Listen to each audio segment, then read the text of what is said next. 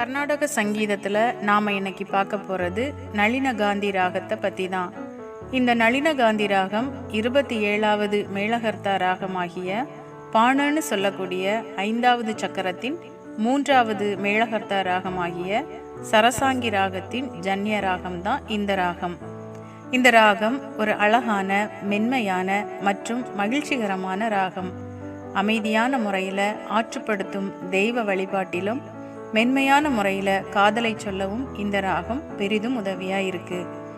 மன சோர்வை நீக்கி புத்துணர்ச்சியை அளிக்கவும் பதட்டத்தை குறைக்கவும் உதவுது. தூக்கமின்மையை போக்கி ஆழ்ந்த தூக்கத்தையும் தரும்.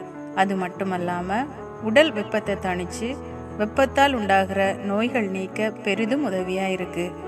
மன அமைதியை காத்து ஆரோக்கியமான வாழ்க்கை முறைக்கு வழிவகுக்குது இந்த ராகம்.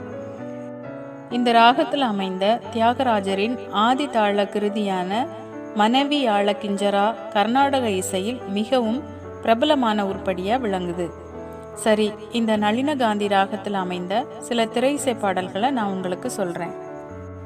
இசைஞானி இளையராஜா இசையில் வந்த கலைஞன் படத்தில் வர எந்த நெஞ்சில் நீங்காத பாடல், இதய கோயில் படத்தில் வர யார் வீட்டில் ரோஜா பாடல், ஏஆர் ரஹ்மான் இசையில் கண்டுகொண்டேன் கண்டுகொண்டேன் படத்தில் வர கண்டுகொண்டேன் கண்டுகொண்டேன் பாடல், தேனிசை தென்றல் தேவா இசையில் வர நேருக்கு நேர் படத்தில் வர மனம் விரும்புதே உன்னை பாடல், யுவன் சங்கர் ராஜா இசையில் 7G ரெயின்போ காலனி படத்தில் வர நினைத்து நினைத்து பார்த்தேன் பாடல்.